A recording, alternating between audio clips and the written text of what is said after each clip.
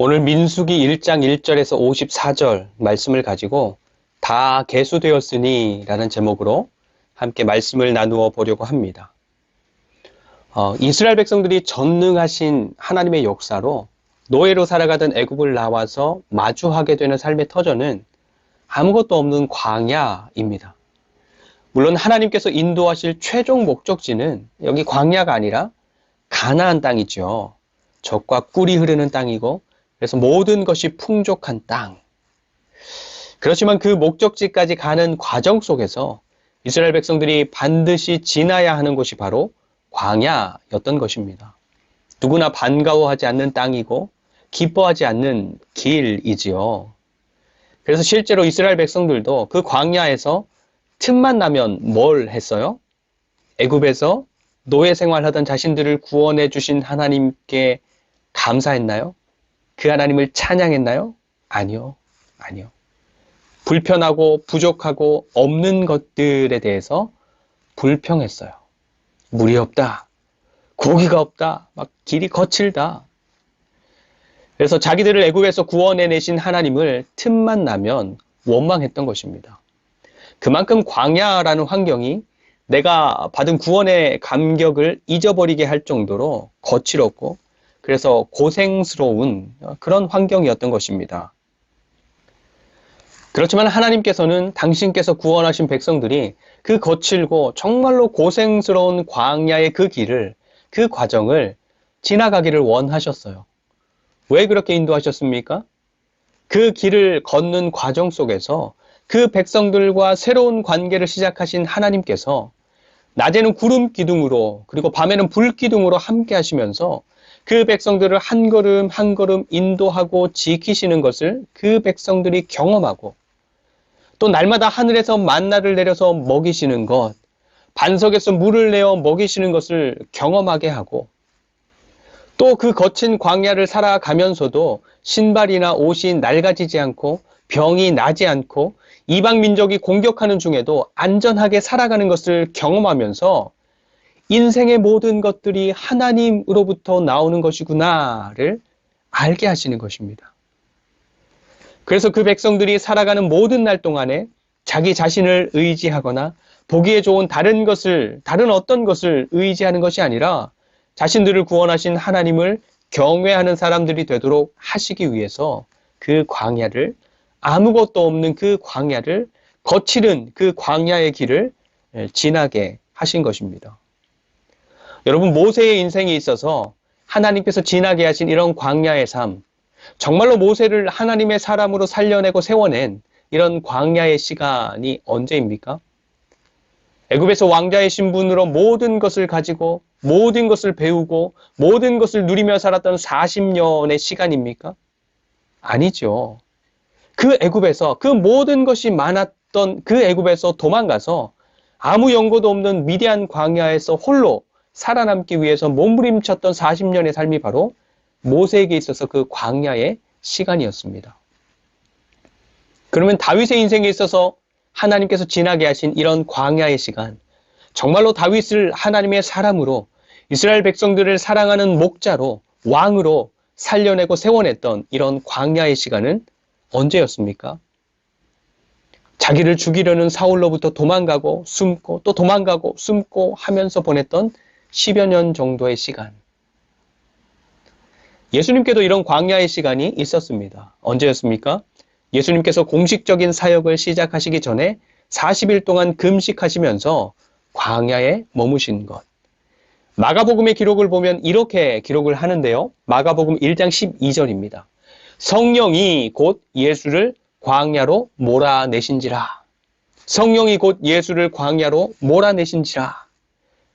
예수님께 있어서 광야의 시간이 있어도 되고 없어도 되는 시간이 아니라 하나님께서 원하시는 반드시 필요한 시간이었다라고 그래서 성령께서 광야로 몰아내셨다라고 말씀하고 계시는 것입니다.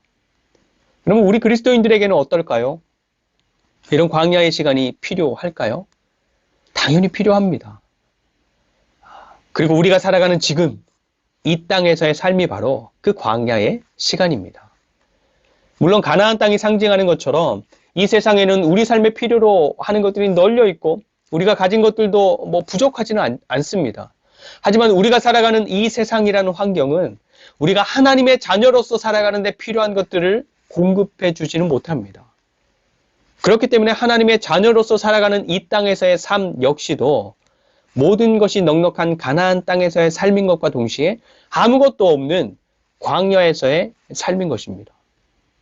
그래서 우리는 주어지는 삶의 모든 시간을 통해서 하나님과 동행하는 사람들이 되어가고 하나님을 경외하는 사람들이 되어가고 그래서 하나님의 사랑을 누리고 하나님을 사랑하는 하나님의 자녀, 하나님의 백성, 이 관계가 너무너무 즐거운 사람들로 변화되어 가야 하는 것입니다. 근데 오늘 함께 보는 민수기 말씀은 그렇게 우리에게 생명이 되시고 우리에게 생명을 주시는 하나님과 동행하면서 하나님을 믿고 소망하고 사랑하는 사람들로 되어져가는 삶, 그 여정의 시작에 대해서 우리에게 말씀해 주시는 본문입니다.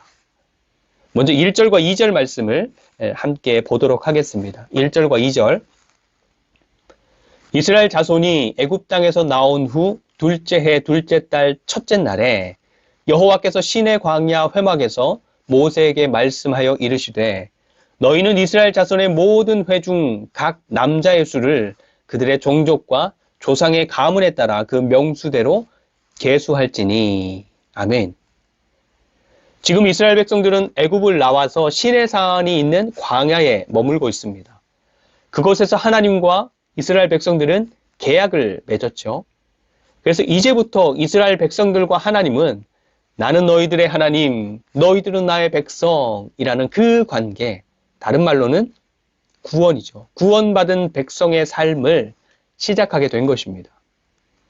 애굽에 매어 있었던 노예 생활에서 구원받았다, 고통에서 구원받았다, 자유다, 좋다, 끝, 이게 아니라 이제부터 진짜 자유로운 삶, 이제부터 진짜 영원한 생명이 있는 삶, 하나님과 관계 있는 삶이 시작된 것입니다.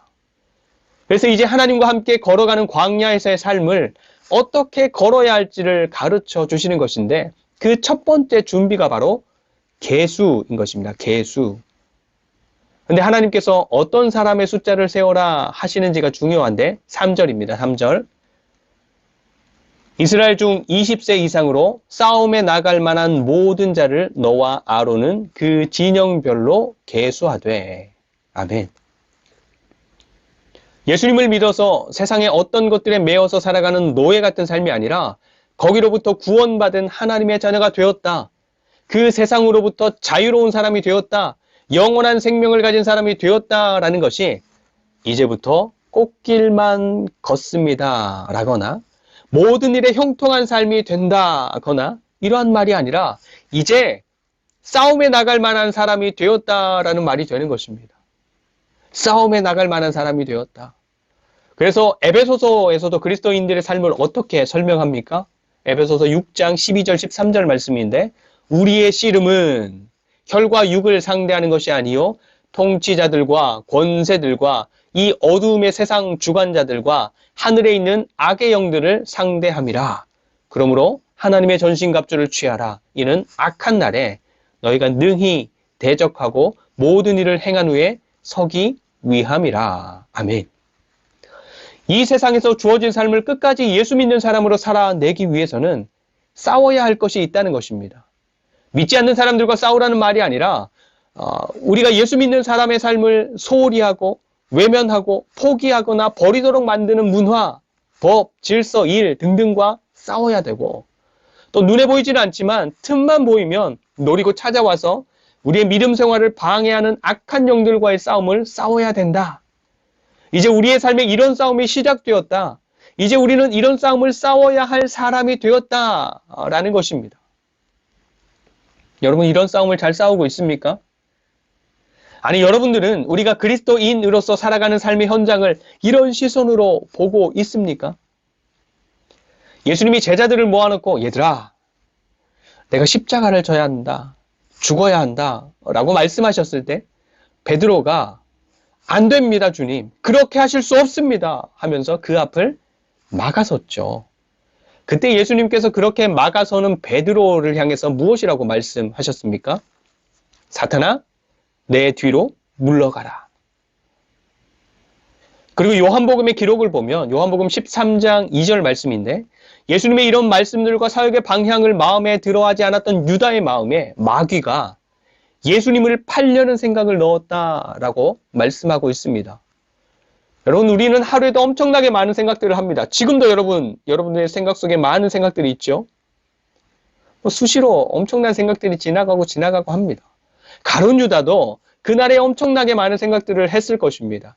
단순히 감정적인 것들뿐만 아니라 나름대로 잘하는 수의 밝은 머리, 또 논리적인 머리를 통해서 그 마음에 예수님과 예수님의 사역에 대한 것만 해도 엄청나게 많은 생각들을 해봤을 것입니다. 그런데 그런 수많은 생각들 중에 자기 게 아닌 생각이 있었던 거죠. 예수님을 팔려는 생각은 유다가 자기 감정을 동원해서 내린 결론이라거나 아니면 자신의 논리를 통해서 내린 생각의 결론이 아니라 밖으로부터 들어온 마귀로부터 주어진 생각이었다라는 것입니다. 다만 유다는 그렇게 예수님을 팔아버리는 것이 지금 일어나는 여러 상황들을 따지고 종합해 볼 때 자기가 내릴 수 있는 가장 최선의 판단, 자기에게서 나온 생각의 결론이다라고 착각했을 뿐인 것입니다. 저와 여러분들의 삶에는 이런 감정, 이런 생각, 이런 판단이나 선택이 없을까요? 밖으로부터 들어오는 생각들, 예수님을 믿는 신앙의 삶을 방해하는 생각들, 감정들, 원망들 없을까요? 우리가 그리스도인이라는 것을 잊어버리게 만들고 그리스도인으로서 추구해야 할 것들을 미루고 게으르게 만드는 밖으로부터 사단으로부터 주어지는 환경, 일, 생각, 감정, 판단들이 없을까요? 여러분, 저는 밖에 나가서 주위를 보면 십자가, 교회 간판 이런 게 눈에 잘 들어와요. 제 관심이나 하는 일이 그러니까 당연히 제 눈에는 더 잘 띄는 것이겠죠. 여러분들도 마찬가지입니다. 건물을 볼 때나 책을 볼 때나 여러 상황들을 접할 때 내 직업, 내가 하는 일과 관련이 있거나 요즘 내가 관심 있어 하는 것들, 그런 주제들을 내가 다른 사람들보다 더 잘 발견하고 다른 사람들보다 더 잘 인식하지 않습니까? 영적인 일도 마찬가지입니다. 내가 하나님을 놓치고 있고 지금 우리의 삶이 그리스도인의 삶이라는 것을 놓치고 있고 틈만 나면 그 틈으로 치고 들어와서 우리로 하여금 하나님을 놓치도록, 하나님을 멀리하도록, 포기하도록 만드는 어둠의 영들이 존재하고 있고 또 역사하고 있다라는 사실을 우리가 늘 생각하고 있지 않으면 삶의 현장에서 그런 것들이 전혀 보이지 않는 것입니다. 내 생각인지 사단이 주는 생각인지, 내가 내린 결론인지 사단이 넣어주는 결론인지, 하나님의 뜻이 이루어지는 데 도움이 되는 건지 아니면 내가 막아서는 건지, 예수님을 따르려는 건지 아니면 팔려는 건지 전혀 인식이, 전혀 분별이 되지 않는다라는 것입니다. 여러분, 하나님께서 이스라엘 백성들이 광야 생활에 본격적인 한 발을 내딛기 전에 그들의 숫자, 특별히 20세 이상으로 전쟁에 참여할 남자의 수를 계수하는 것은 그렇게 계수하는 사람들을 하나님의 영적 싸움의 현장으로 불러내시는 것입니다. 구원이라는 것이 좋은 것이고 평안함을 주는 것이고 자유함을 주는 것이지만 우리가 이 세상을 살아가는 동안에는 그런 것들만 누려지지 않습니다. 하나님을 대적하는 영들이 있고 그래서 하나님께 속한 사람들을 다시 끄집어내리려는 어둠의 세력들이 활개치며 역사하고 있기 때문에 그것들 모두가 심판받기 전까지는 우리가 받은 구원, 우리가 받은 영생, 우리가 시작한 하나님과의 관계를 지켜가기 위해서 영적 싸움을 싸우는 것이 바로 구원의 삶인 것입니다. 여러분, 우리 그리스도인들의 삶이 그런 영적 싸움을 싸우는 삶이라는 것을 인식하셔야 합니다. 더불어 날마다 그 싸움을, 매 순간마다 그 싸움을 싸우셔야 합니다. 우리에게 일어나는 생각, 마음, 감정, 일, 사람, 말 등등을 하나님의 말씀을 기준으로 삼고 분별하셔야 하는 것입니다. 쉽지 않고 불편하고 그렇지만 그 싸움을 싸우는 삶이 바로 우리 그리스도인들의 삶이고 우리가 그렇게 살아가야 하나님께서 우리의 삶과 우리를 예수님을 닮도록 바꾸어 가실 수 있는 것입니다. 하나님께 속한 싸움을 잘 인식하시고 실제로 싸워내기 위해서 애를 쓰시고 그래서 날마다 주님을 닮은 사람들로 변화되어 가는 저와 여러분들이 되시기를 축복합니다.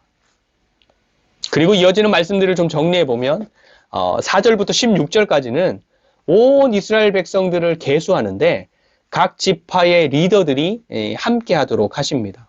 그렇죠? 그래서 5절 르우벤 지파의 엘리술이라는 사람부터 15절의 납달리 지파의 아히라라는 사람까지 그 사람들을 지명해 주시고 모세를 도와서 백성들을 계수하도록 명령하시는 것입니다. 그리고 17절부터 19절까지는 모세가 하나님께서 지명하신 그 사람들과 함께 실제로 백성들을 계수합니다. 그리고 20절부터 43절까지 엄청 길지요.